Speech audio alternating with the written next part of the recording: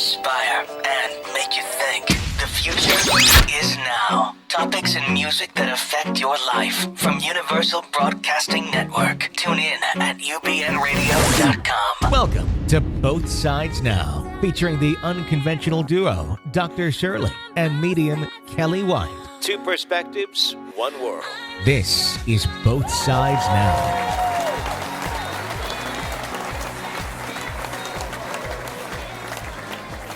Good evening, everybody, and welcome to Both Sides Now. I'm Dr. Shirley. I'm medium Kelly White. And this is part 2 with our fascinating guest, Claire Candy HOUGH, who, if you heard our first show, it was what, maybe 2 weeks ago? We had our first show, I think. Mm-hmm.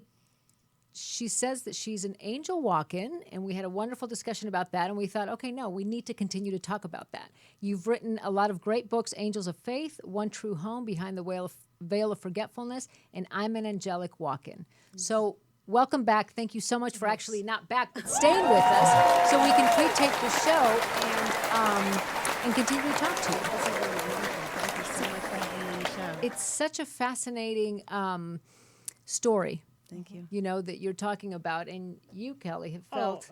I'm loving the story because I feel like a lot of it is my own story, so I love hearing it. I have to tell you that I don't know if people who are watching live can actually see, because, you know, when you download it, it's an audio, but we're going to put this show on our YouTube channel. Right. But I was just saying on the break, you both have the same glow. It's almost like I'm looking at the same person as far as the energy and the glow. And I know, you know, again, you both have the same color hair, and We both wore blue. but yeah, I guess you know they didn't give us the memo, John. Right. You know, we don't wear blue. The funny It only thing gets is, to angels, though, sorry. well, I'm wearing blue. I'm wearing You blue. are an angel. I'm wearing blue. Yeah, okay. So what's funny is when I went into the room with Kelly to introduce her to Candy, it was when they gave each other a hug. It was almost as if it was a homecoming for me when I saw the two embrace. It was. I was like, this is going to be a powerful, powerful show for all of us. Yes. So yeah. There's this kind of, you know, if I can just like a settledness. Mm-hmm. Like a serenity. Yeah, that's exactly the word, like a serenity. Yeah.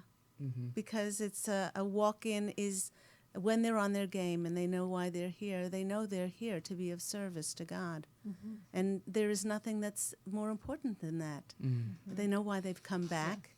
And and it's, you know, I mean, we all need to eat and have a roof over our heads and things like that, but they're not driven by money, and they're not driven by fame, and they're not driven by ego and success, because they know they're divine and they're already a success.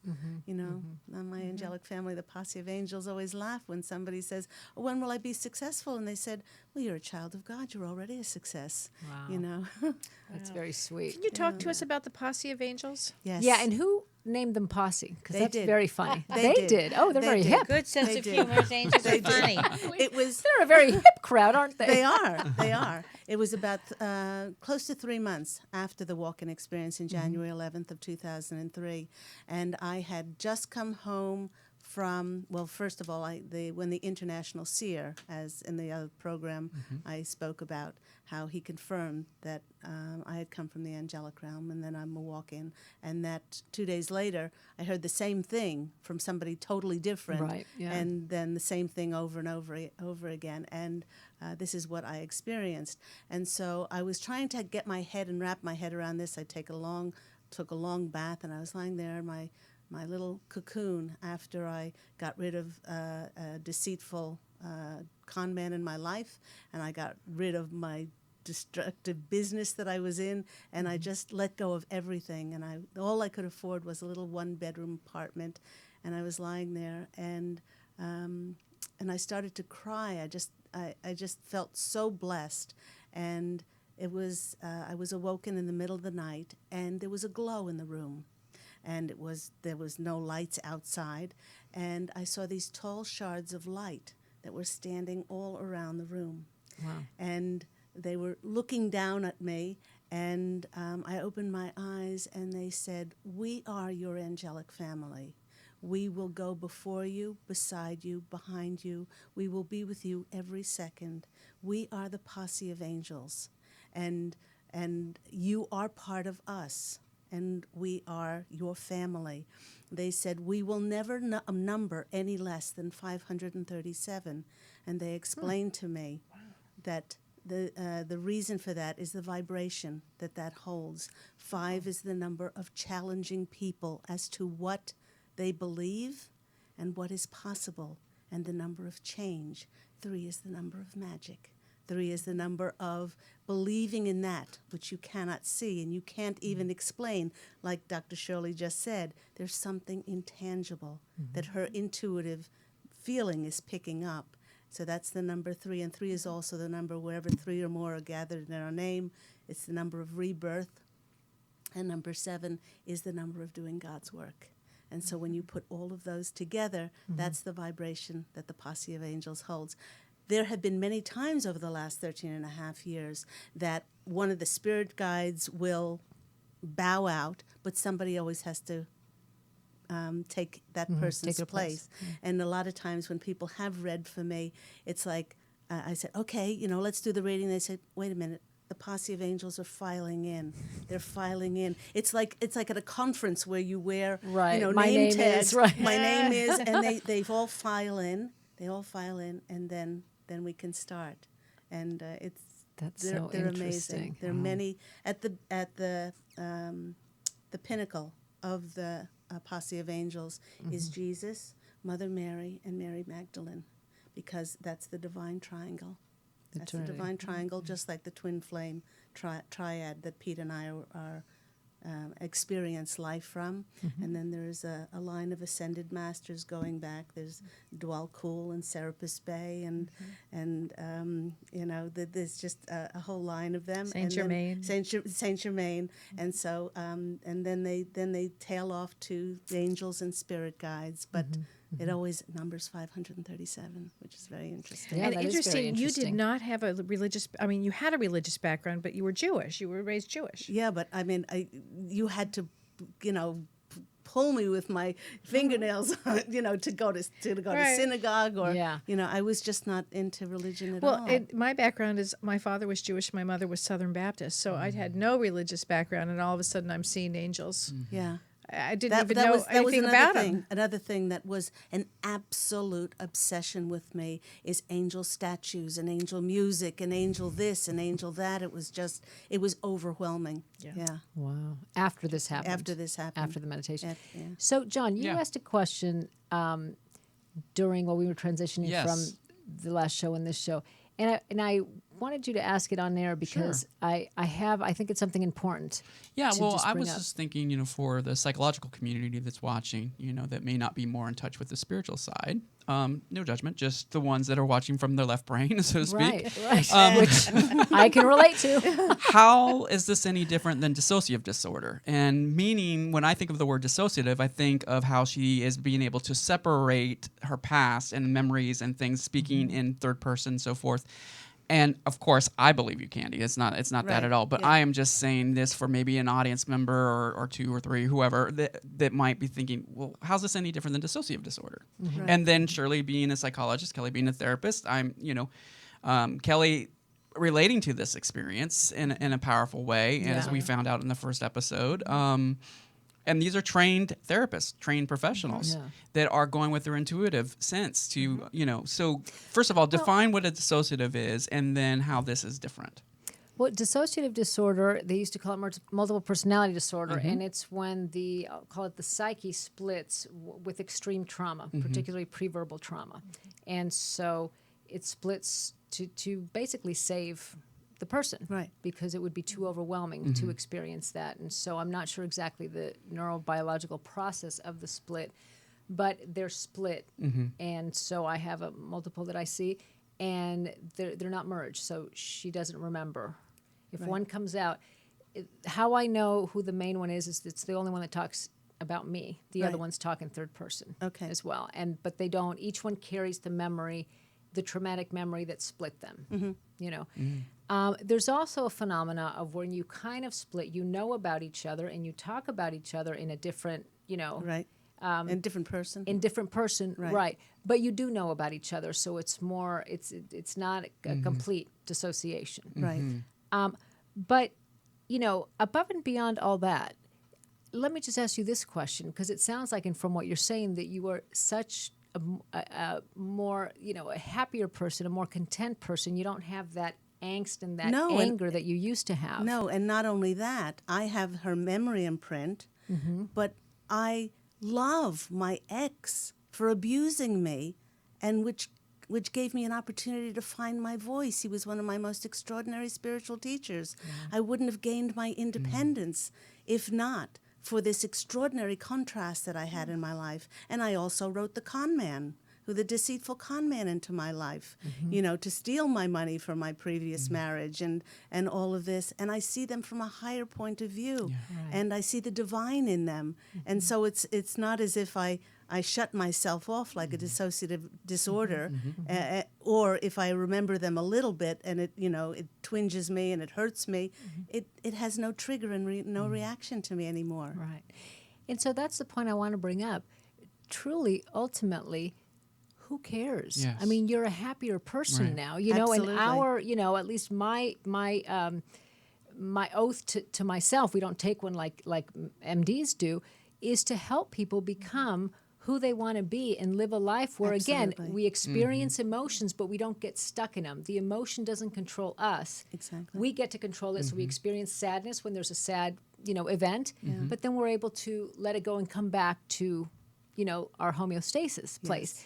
And yours, the way that you're explaining it is very different than what it used to be. And to me, that's the important thing. Yes. Ultimately, it doesn't matter. It doesn't I matter. don't care. Because look at you. You seem so happy and you seem so, so much more enjoying your life Yes. that whether it's dissociation or Right. who cares? Well, and when you do read the book, I'm an Angelic Walk-In, it starts with myself, Angel Ariel, in service to the divine as a spiritual teacher, and then one of my students then comes in for her first incarnation, and she just keeps losing her light. She keeps denying who she is, and the middle part of the book is examples of her abusive ex, and examples how she allows herself to be dishonored and disrespected and abused, and then she doesn't learn that, and then she goes on to the con man who she draws to herself because she didn't learn the lesson. And it's really important for people to read that to see how a person loses their light. And then when the walk-in happened, what happened as a result of that is just magical. Meeting my twin flame 9 months later, and the extraordinary things and the turnaround, the 180 as Kelly calls it, Right. from a life of blame and being a victim to now being joyful and peaceful and serene. Right, right. Yeah, so I think it's a wonderful Sure. question, and I think it's an important one to bring up since our show is, we have psychology. Yeah. people from both sides Right. listening in. Absolutely. That how can we, but Like if you had not been exposed to Candy and hearing her story, and as someone came in like Candy and sat down before you and told you all of this, would well, if they were in my office because Yeah. they were unhappy with what was going on, I mean, that's what my my craft is to help people. No, I have an answer for that. Uh-huh. No. You'd knock on my door. That's true. And say, we need to do some consultation I'm like, Kel, here. And I'd say, well, let's see if she's down to earth. Right, Is she right. grounded? Is Well, grounded. that's what I look at always because I'm Yeah. trained Right. somatically. I'm trained to work with the body to release trauma. Yes. And you are very grounded. Yes. Oh, very grounded. You're not. There are. You mentioned this in the last show that there are people that are kind of up here, and unfortunately, I think that's what gives spirituality sometimes That woo-woo. that woo-woo Yeah. feeling Right, because right. it's people Yes. who want to kind of cross over the trauma, not work yes, through it. Right.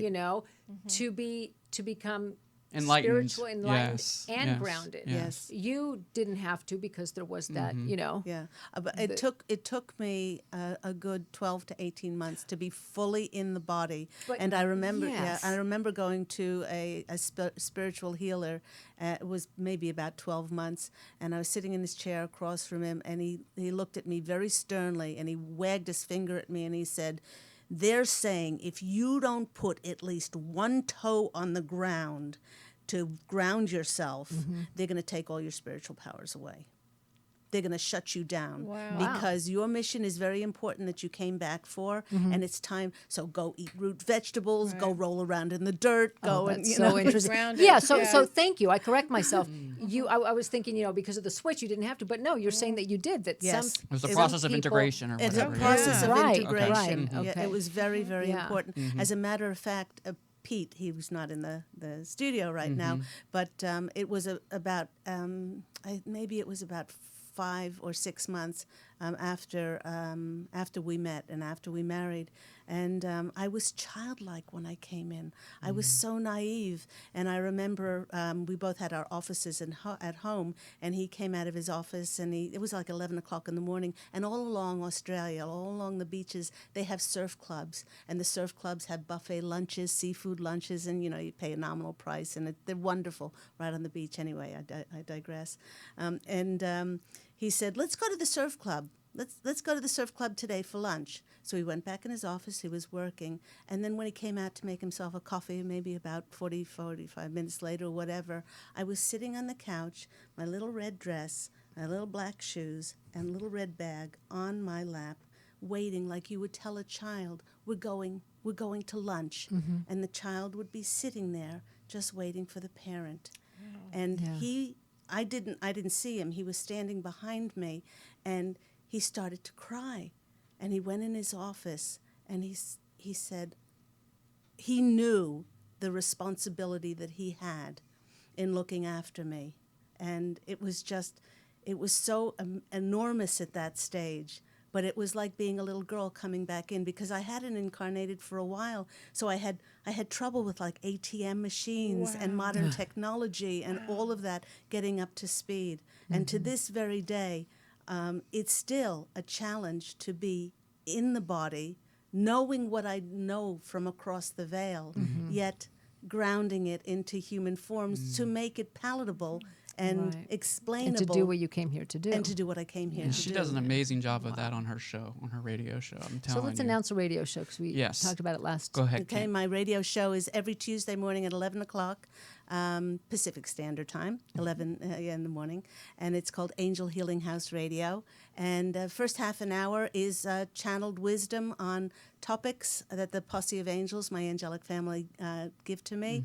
And the amount of people that say, oh my gosh, I cannot believe this is exactly what I need to hear now. And sometimes they channel it to me like 6-8 weeks before, because they know where the collective is going to be, to have that information. And the next half an hour is I take callers from all over the world to call in for mini intuitive counseling, angel messages. That's great. Yeah, and it's almost 5 years. I can't believe it. Wow, it's been 5 years. Yeah, it's a weekly show, and I've never given away so many readings and never had so much fun doing it. Wow, that's wonderful. Yeah. That's wonderful. So we were going to talk a little bit about reincarnation, because one of your books is about reincarnation. Yeah, my second book, the first one is in the guise of a children's book, like a book like The Little Prince or whatever. It has such extraordinary spiritual wisdom. That one's called Angels of Faith. But my first novel, which came out in 2015, is called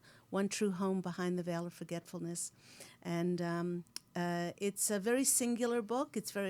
Although it speaks about past lives, and there are many books that speak about past lives, but it shows the arc of a physical life that someone would choose on the earth plane.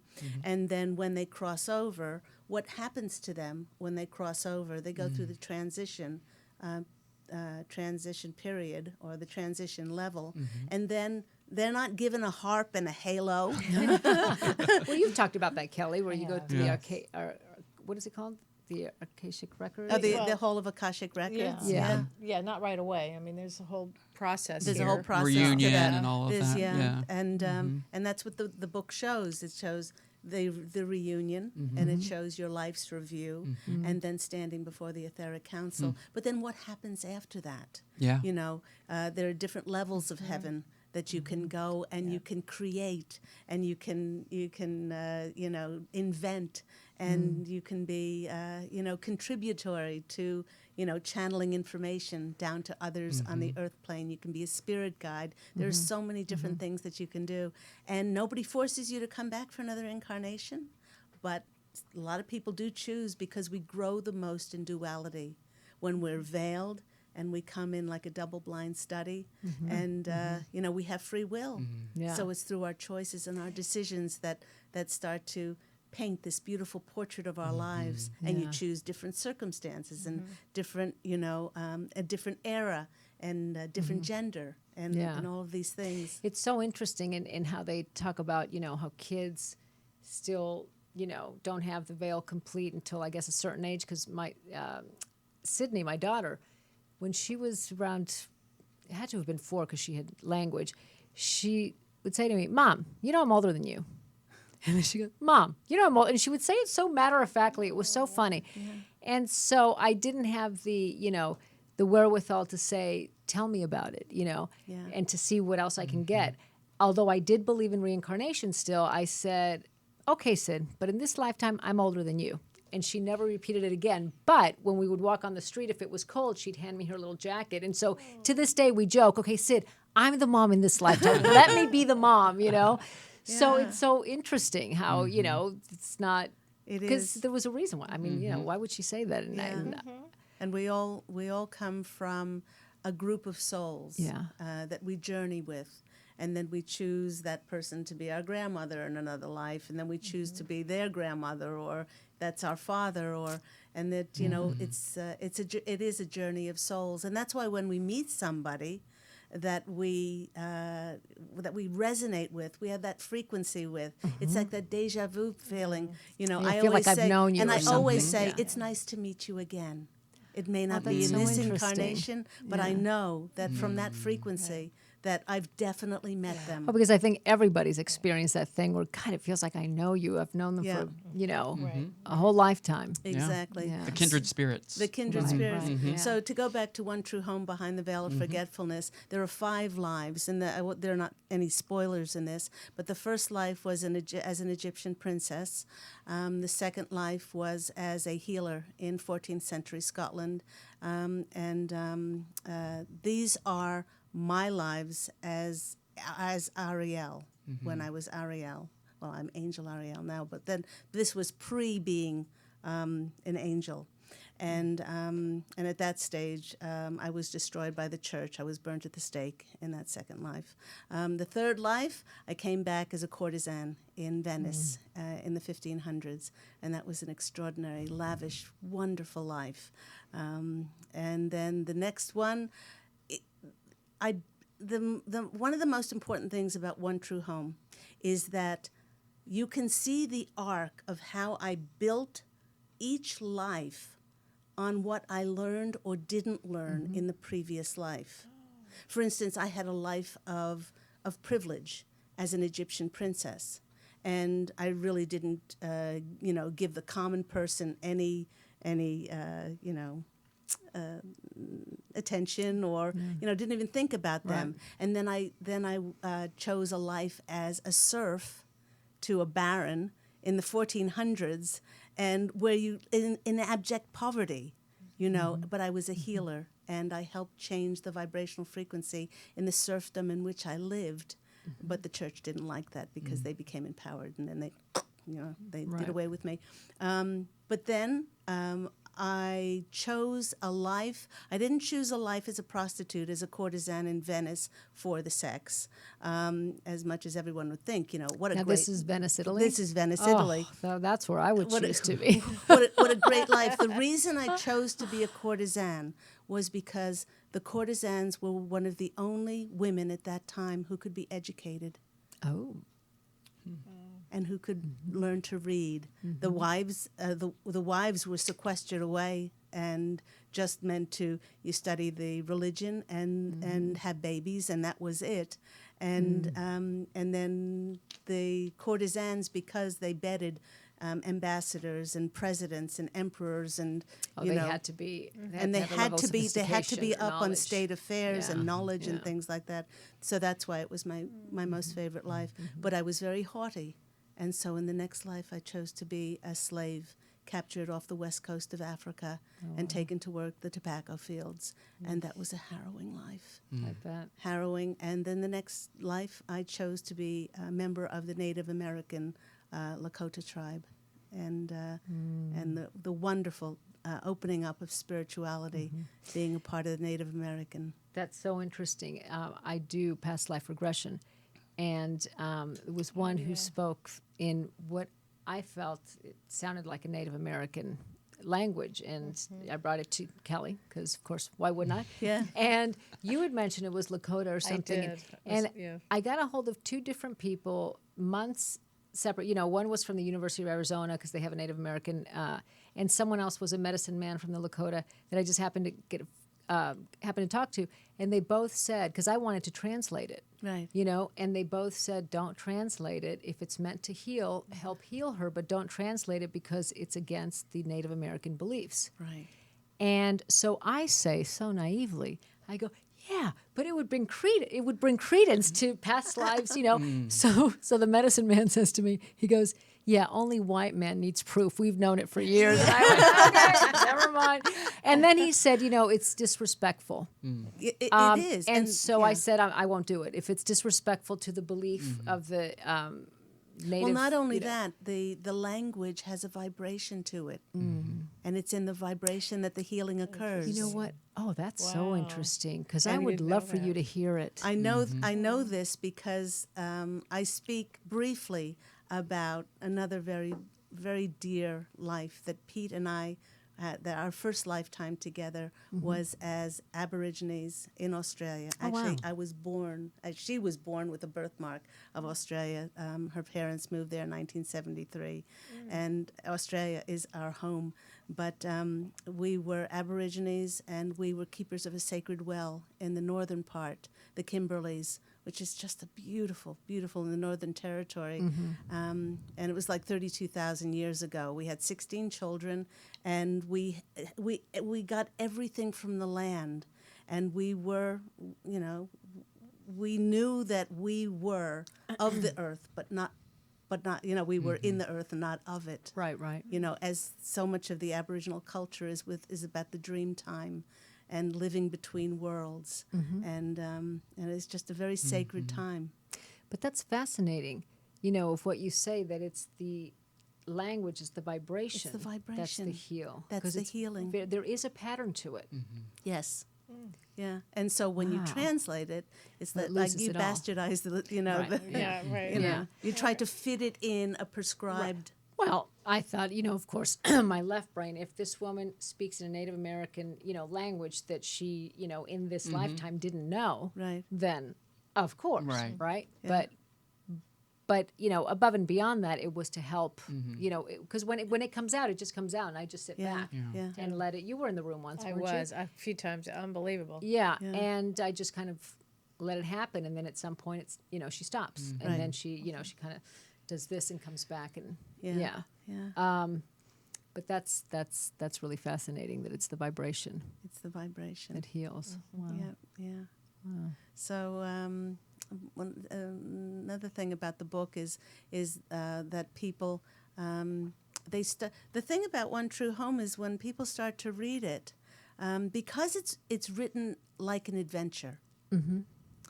People aren't sure whether it's fiction or nonfiction, but they get like about 20, 30 pages in it, and they start to feel their own and remember their own journey.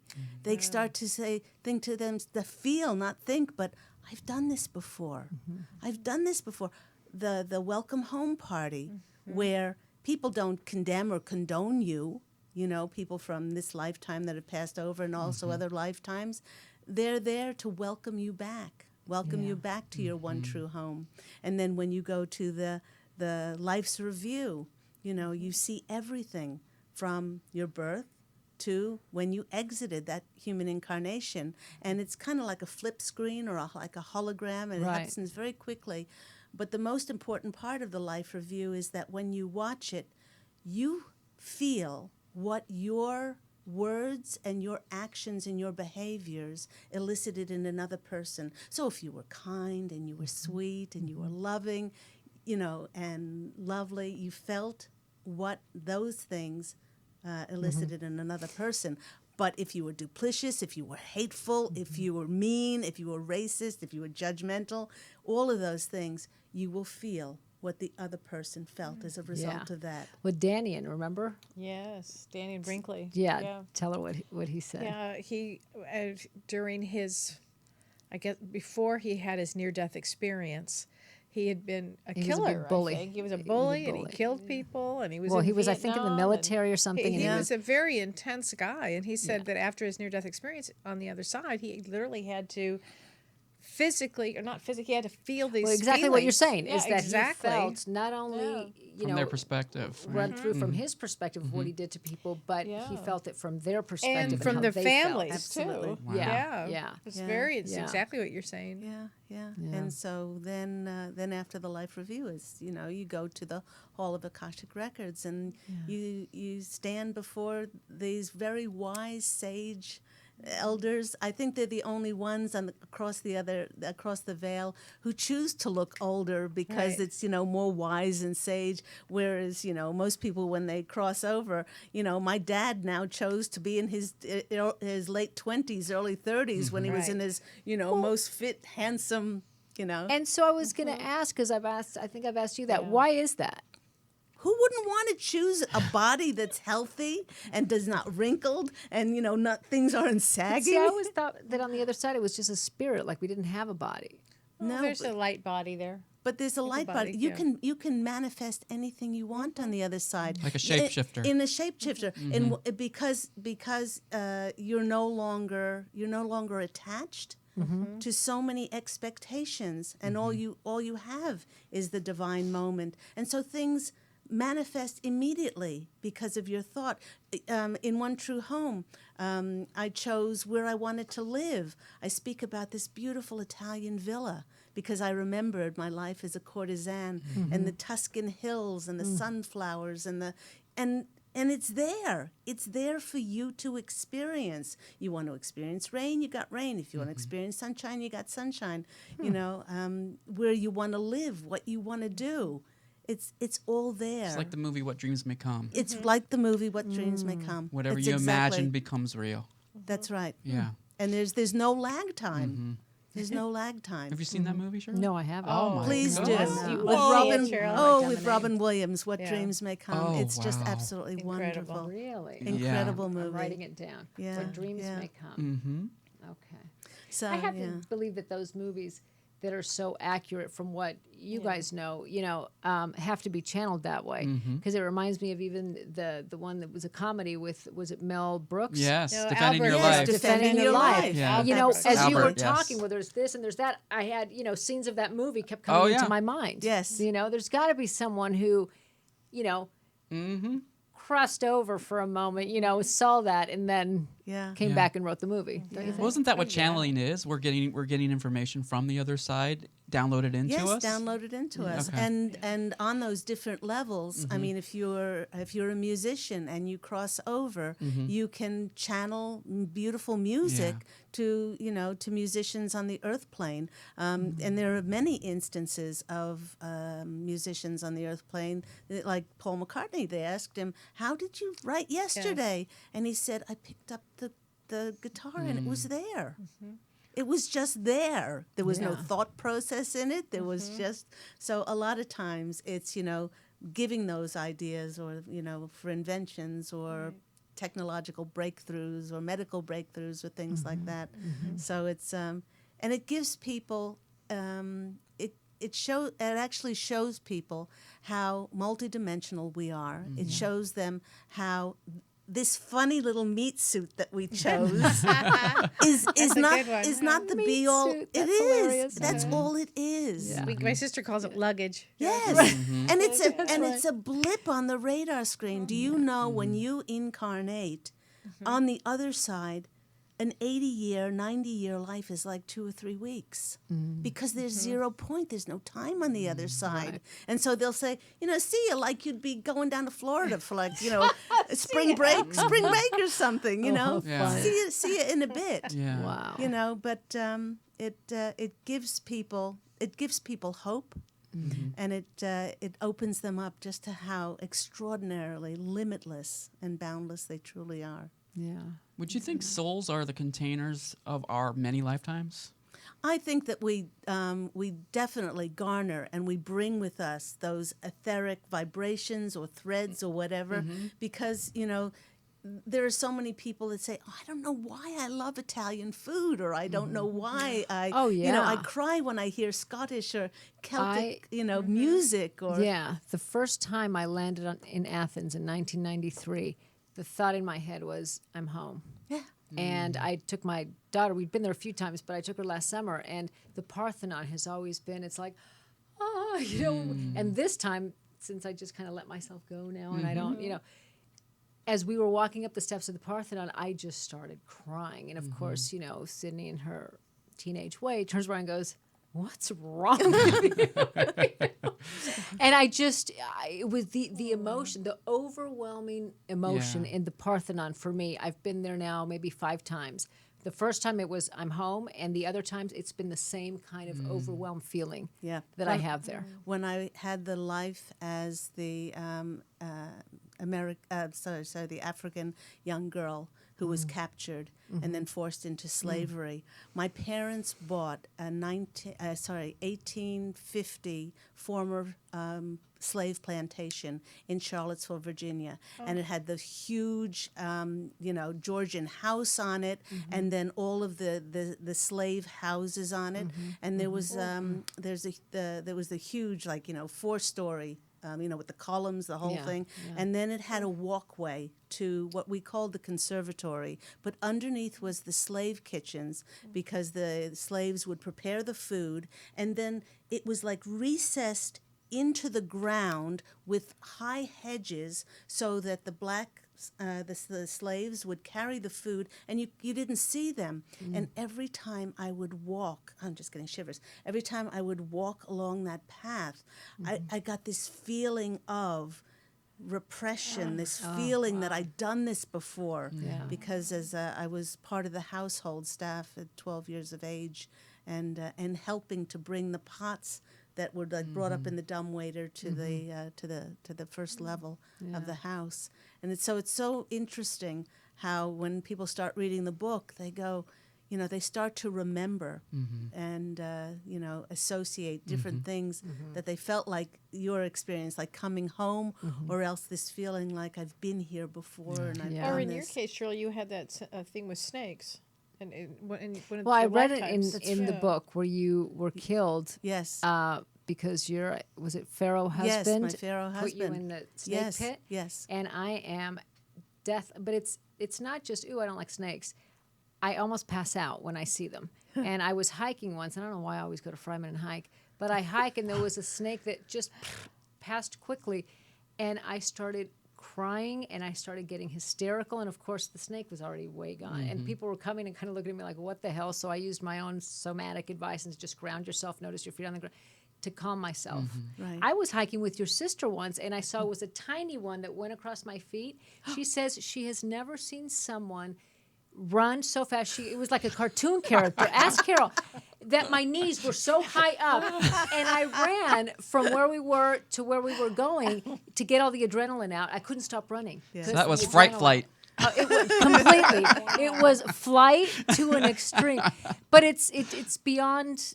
Yeah. It's beyond. You know. Yeah. Because I've never Yeah. had an experience like, you know, as a kid, which we would think that brings We've that. been And horses. traumatized by it. Yeah, and horses. I'm afraid of horses. I don't want to get near them. I don't like them. I know they're very healing, and there's equine therapy. Yeah. I don't. We used to go back horseback riding when Sid was little because I wanted her to experience it, but I Yeah. was, you know, petrified. Of course, the horse knows. Yeah. But and that doesn't. That feels like it's something. Again, I never went horseback riding as a kid in this lifetime, so that feels more than, you know, more than what what we would think it would be. Exactly. And I think that's a nice, you know, there's so many people that feel, you know, different or what's wrong with me when they have feelings like that, Yeah. you know, a book like yours, and to understand that. And again, if it resonates with you, to be able to go, oh, wow, this is a possible explanation. Right. I'm not weird or crazy. There's nothing wrong with me. But is there a way to clear that, Candy? There through is. therapy, right? There is. Through past life Through regression therapy? Past life regression. And how would that work? Well, as example. Well, we spoke about Brian Weiss, who's probably the master at it in his Yeah. book, Many Lives, Many Masters. It's an exceptional and book. how hypnotized his clients, his patients, and through that took them through past life regression, and then found out that they drowned in a past life, and they were so fearful of the water, and then as they take them through that, and you have the healing of that, and then you're safe, and then that happened then, and then to bring them back into the present day, and then they find that over and over and over again that they no longer that intense have fear goes that away. intense fear Yeah. goes away. Yeah. Because he thought he was hypnotizing someone into maybe when they were pre-verbal or two. He thought that Catherine, I think, is the first woman that he talks about in Many Lives, Many Lives. She had a fear of drowning and thought maybe she experienced something as a little kid, and he was trained in hypnosis. Right. And when he regresses her, she regressed to a time, and it was actually killed in a tsunami. Yes, exactly. And, right. She was Japanese or something. And Right, it's like, right. What I love about him is, just like Dr. Elizabeth Kubler-Ross, who Yes. also talks about past, Yes. reincarnation. They're scientists, and they themselves were going, okay, I can't buy into this. I can't believe this. My scientific mind doesn't, And they both talk about that, and I've always felt it to be true, just from an intuitive standpoint. Right. But that helps people like me that Yeah. have a overpowering Also, left there's brain. many people who have experienced sort of like near-death experiences and that kind of thing. Sort of one true home, and also I'm an angelic walk, and they. It's confirmation about things that they know to be true, Right. and they've experienced it.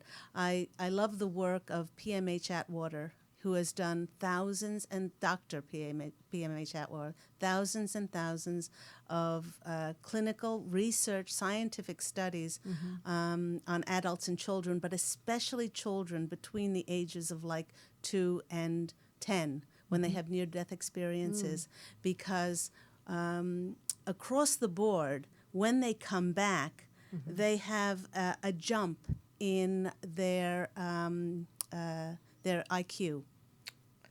Oh, that's And interesting. it doesn't have anything to do with genetics. It doesn't have to do with academic markers.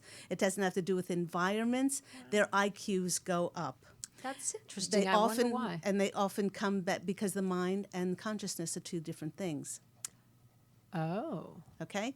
So a lot of these children come back, as I did when I was 5 years old, and I was concussed, and I crossed over, saw my grandmother, and she told me, who I'd never met before, because my mother's mother died when she was 2.5 years of age, but I knew her immediately.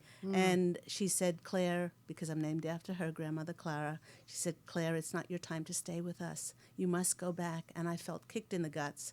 But then I woke up. As she kissed me on the forehead, I woke up in the doctor's office as the last stitches were being stitched into my head. Oh, wow. But I came back, and when I came back, I could play the piano. I'd never been given a lesson before. I'd never, and many children come back speaking different languages. This happened to a friend of mine when the child was concussed and then came back. He said, Mom, I remember when we lived in South Africa. And he told her about different streets that they lived on, and certain people that lived on the streets. And there were people there that on those certain cross sections and towns that he described, and he'd never been there. Wow. So, and she said that it's about time that we understand that the mind and the consciousness are two different things. Yeah. And a lot of what science and medicine will go, oh yes, when you synapse and when you hit your head, it's the white light is because of this. Yeah, I don't and buy the it. tunnel is because of this, and the angels are because of this.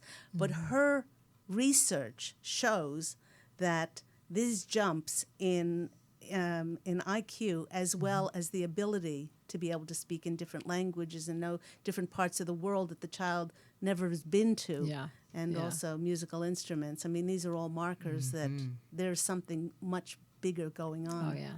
Yeah. You know, Yeah. so Which kind of brings us to the discussion of crystal children, indigo children, rainbow children. Can you Yes. talk a little bit about that? Absolutely. I was asked to be one of the healing practitioners who was interviewed on the documentary TV series Children of the Rainbow. And it's by a fabulous producer. Her name is Christy Reeves. And she started it because of her interest in the indigo children, those born between the years, I think it's 79 and 94. There were some indigos before that, but the main bulk were 79 to 94. And then with each generation, there's a higher vibrational frequency that the children bring in. And the next after that was 1994 to like 2005. Those were the crystal children. And then the rainbows and the star children started to come in. And Are there different characteristics of each one? different characteristics. And the reason she started this documentary TV series is for educators, because it's an archaic system that we're forcing these children who are born of a higher vibrational frequency, who don't learn the same. In my generation, or the former soul's generation, 1955, was sit down, shut up, spew back facts, stay in the same job for 65 years, get a gold watch, and go home and die. Right. That's what it was. That's pretty much it. Pretty much Yeah. it, okay? Yeah. And then... Oh, and don't even think about enjoying your job. No. And Jobs the are something you don't enjoy. And I know the baby Right. boomers were all about making love, not war, and smoking, illegal substances, drugs, rock and and really roll. pushing the envelope. But for the most part, if you waved a McMansion or a BMW in front of their, noses, they would run after it. Now, then the indigos came. They were born of the baby boomer generation. And the indigos have an extraordinary barometer for people who lie to them. That's probably the worst thing that you can do to an indigo is lie to them. And they came back not to be rebellious, but to shine a light on bucking the system. They can't be bought for love nor money. And they will not stay in a job if they... an indigo will have like 15, 20, 25, 60, 30 jobs in a lifetime. Wow. Or they'll create their own jobs. Now, did all the kids from those years, are they all indigos or some? No. Just there's a partial. I mean, Okay. I don't Yeah. know what the percentage is. I don't know but- what the percentage is, Yeah, but they're it's- born of yeah. a higher vibrational frequency. And a lot of them, because they didn't learn the same, and they didn't learn sitting down and just repeating facts, a lot of them were mislabeled as attention deficit Right. and fed psychotropic drugs. Yeah. In order for them to be comatose and just to sit there Yeah. when it's going counter to their energetic natures. And then the next one's up with the crystal children, who often didn't speak until they were like 3 or 4 years old because they were so sensitive and they're so telepathic. Okay, they still had karma that they brought in with them, but then the next cycle of children, the level of children after that, were the ones like Jackie Evancho at 4 years of age Exactly. is singing opera. Or that I think it's her. I'm not sure if she's Argentinian or Spanish. She's channeling Billie Holiday at 7 years of age. It's that girl with the long curly hair. Yes, with the long curly hair. Her voice mesmerizes me.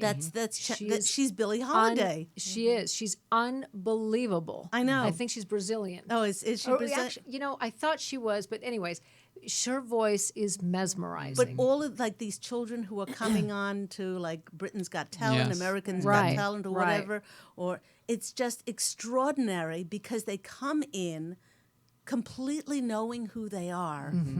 There's no karma to transcend anymore, and they just and they're drummers and they're musicians and they're composing music and they're born of a higher dimensional frequency, and that's what's seeding the planet. Wow. And so each generation is ascending and shifting.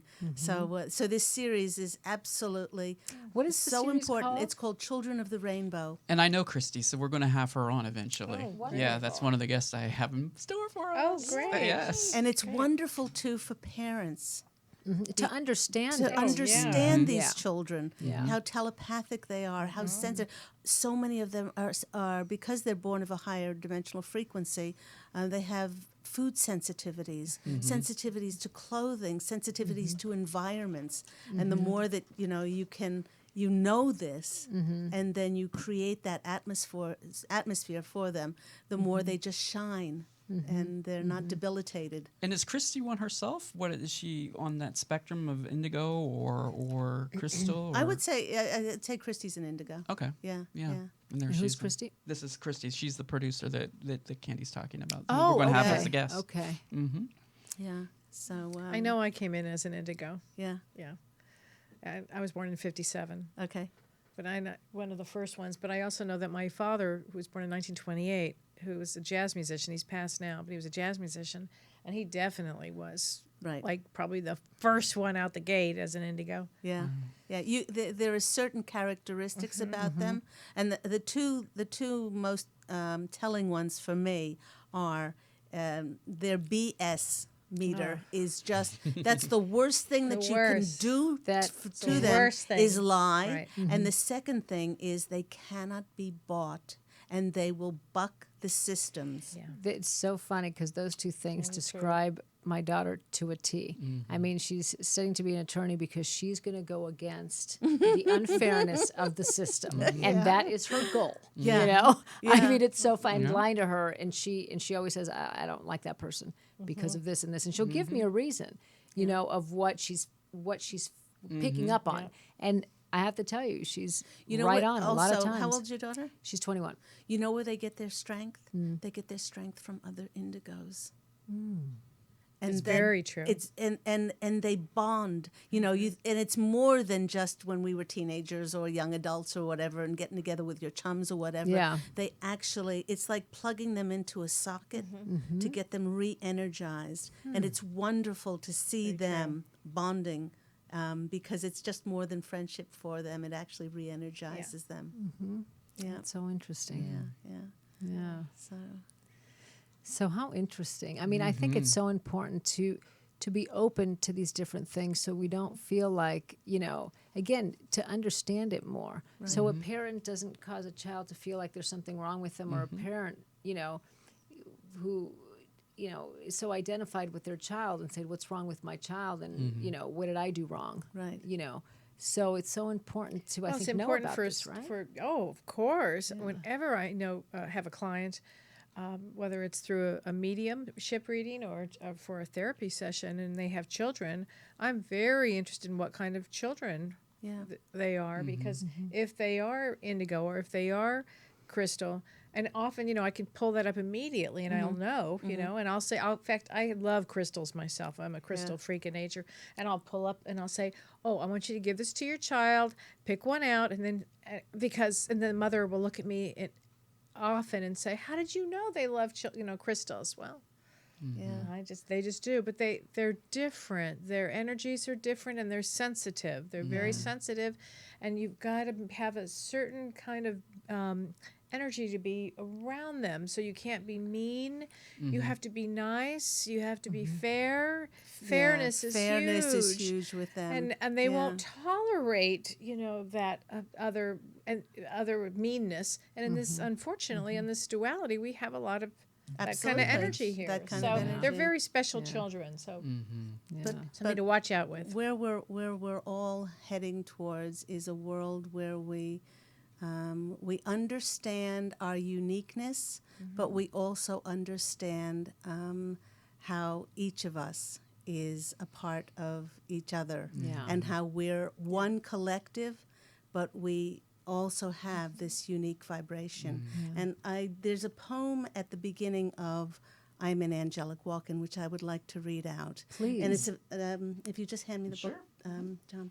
It's a very special poem. This book was supposed to come out. March 22nd. It was just about to come out. My dad passed away after 4 years of suffering after he had a stroke. And he was an absolutely brilliant poet. He, I can hear him. I think he was a better writer than I am, but he said, I I surpass him, but I think he's a bit biased. And of course, we went to the funeral, and the book was really halted from coming out for a month. It was about a week after I came back from the funeral, and my dad came, and he said, I want you to put a poem that I wrote in the beginning of the book, and if the book had come out 3 weeks before, then the poem wouldn't have been included. And this is the poem, and I'll put on my glasses. Yes. Sorry, the poem. It's such a beautiful, and to think of this book, I Am an Angelic Walk-In, without this poem is just, I can't ever imagine it. It's called Who, and my dad's name is Leonard Milgram. Who are you? Who am I? Separate pieces of a pie, each unique, a special soul, yet mesh and meld to form one whole. Who are you and who am I? Puzzle parts that mystify, hidden hints, clever clues, part of every rainbow's hues, each a ripple on a stream, each a part of someone's dream, each a shimmer of the sun, a precious piece of everyone, a glimmer of the golden rule, an ever-changing molecule, each a bit of he and she, ultimate geometry, part and parcel of this verse, partners in the universe, each a portion of the sum, each a journey to become. Can you fathom who you are? Part of every shining star, part of every mother's birth, part of all that's on this earth.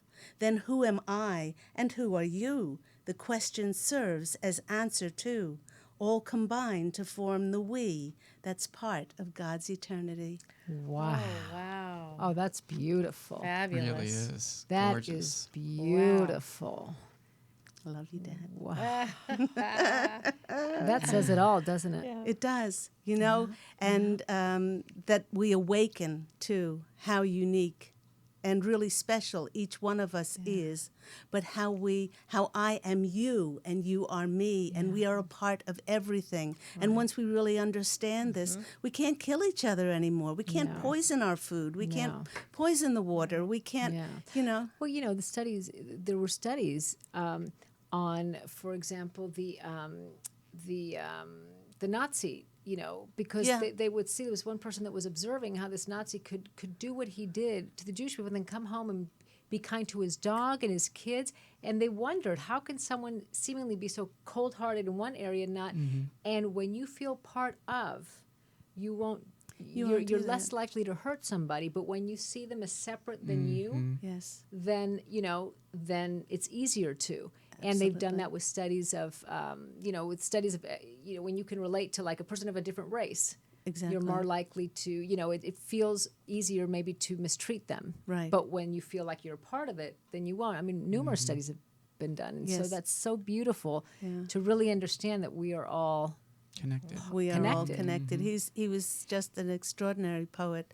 Yes. Actually, in my first book, which I didn't bring along with me, Angels of Faith, there's he wrote so many poems. He channeled so many poems that a lot of them didn't have any titles to them. And this one I'll just recite briefly because I know this one off by heart. This was I just call it the angel poem, and it goes like this. An angel once drew near to me and said in heavenly voice, I will give you but one wish. Pray, what will be your choice? I said, my godly messenger, I've traveled far and wide. I've had the best of teachers. You see, I'm not untried. But if I must make just one wish, my mind is clear and free. For rather than own all the world, let me but myself be. And he wrote that when he was 11 years old. Wow. Wow. And ever since then, 11? He slept with a yellow legal pad by his bed, and the angels would channel poems. Oh my And he just gosh. And Yeah. it's true because they do it in rhyme, from what I understand. Anything that rhymes is coming from spirit. yes, yeah, Yeah. Because it just flows together piece by piece. It's sort of it's that first one especially how it Yes. just played off Yeah. one piece after another, Yeah. Yeah. Yeah. So anything that rhymes is channeled. Yes, just channeled materials. So Wow. so I come by my writing very honestly. Yeah. Comes through the genes. Yeah. Yeah. And yeah. because when you're listening to her program you're thinking this is like written out because it's just so beautiful, but she's channeled all of it right before the show. Yeah. Wow. Yeah. Do you sit in a meditation and have it channeled in, or No, it's people have asked me that before. It's in every moment. It's as if I'm channeling, because there's never a time where I'm not with my posse of angels. I was going to say your posse. My angelic family. They treat me like a Fabergé egg. They really do. They worry me, and they walk all around me, and they just So funny. it's It reminds me. Have you heard of Esther Hicks yes, and Abraham Yeah. and the channeling? Yeah. yeah. I was curious about your dreams at night. What are your dreams when you're asleep? Oh, I had a great dream the other night. With the full moon, excuse me, on Thursday, and also the Lunar eclipse. the lunar eclipse, with so many cycles ending and so many Right. things closing. Now, every time that I've asked the posse of angels for more clients, they've gone and said to me, "Go write another book. Go write another book. Don't worry about that. We have you covered there." And abundance has come in from all other convoluted ways. I've seen clients, but they just wanted me to write. And now with this cycle ending, and I've written quite a number of books. I've gotten like 8 books. And they told me don't bring them out until certain times. So there's only been 3 that out of the 8 that have been brought out. But I had this dream after the cycle that there were 2 snails, and they were upside down. The snails were upside down, and there was a bird underneath the snails. And there was somebody over here, and they were explaining to me what the dream was about. And this was a dream I was having. And they said, the snails are upside down because there's no more go slow for you anymore.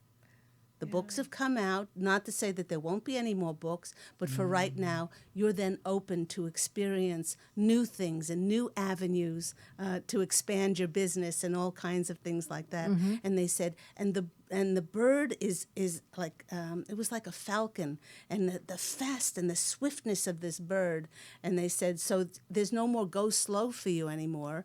And over the last 3 days, I've had like 10 people call me to book sessions with me in a very concentrated time, and it's like the floodgates were open, but the snails were upside down, Interesting. so they weren't going slow anymore. Right. Right. And then and they were on the back of the falcon. That was just That's great. Wow. so I don't usually do a lot of dream interpretation, but that one was really quite in my And face. they actually, interpreted it for you. Yes. Just in Always, case. just in case you missed it. Just so you don't- Right. just in case you don't get that. That's But so funny. yeah, Oh, and do you ever have dreams about being on the other side? all the time. Yeah. There was many times there that if I did not have my twin flame, that I don't think that I would have continued, because it was just too hard. Because also as an empath, and you probably Right. know this, we're not just transmuting and transforming negativity, for ourselves. Those of us that are on our game, we're transmuting negative energy for the whole world. And it's very difficult to see these things and yet not to take them on, but to know that we're transmuting them. So it's really a fine line, not to become swept away in that negativity. Do you find that you take very good care of yourself now? Very good care of myself. Yeah. Eating all organic and sort of making time to go sit on my beautiful balcony and talk to the hummingbirds and the butterflies and and the music I listen to, and everything is a conscious decision to be able to stay on that line of bliss and divinity. And it's a constant practice. Yeah. It is. Yeah. No, it is. It is. A kindred spirit friend of mine has always said, observe, don't absorb. Oh, I love wow. that. I like that. That's beautiful. I Observe, like but that. don't absorb. And it was That is a good one. It was a one that we constantly would repeat on the show because we constantly did shows about empaths and stuff. So that was the message we always would give to empaths: observe, don't absorb. That's a great one. Yeah. Yeah. Thank you, John. Oh, On yeah, that sure. note, we have to say goodnight and goodbye, but thank you so much for sticking around. It's been wonderful. Part Thank you so two. much. It's been Yeah. terrific. Thank you so much, ladies. I so enjoyed it. It's been an honor. Really enlightening and really kind of opening up, at least my Same. mind. You already knew, but But it I really has just opened love up my this mind. lens to view things. yeah. And more of a confirmation for you. Absolutely. Yeah. Absolutely. So be sure to check us out on iTunes, on Spreaker, on Stitcher, on UBN Replay, wherever there's podcasts, you can find us. Both Sides Now TV is the Facebook and the Twitter. So Go very easy. and Yeah, like like us us. there. Yes, please and do. we also have the YouTube, so you can watch, because when you download on iTunes and stuff, Yeah, it's it's audio. but our YouTube page will show the video Yeah. as well. So you can see the angelics in person. Yes. Thank you so much for watching, and we will see you next week. Good night. You've been listening to Both Sides Now, featuring the unconventional duo Dr. Shirley and Kelly White. Two perspectives, one world. I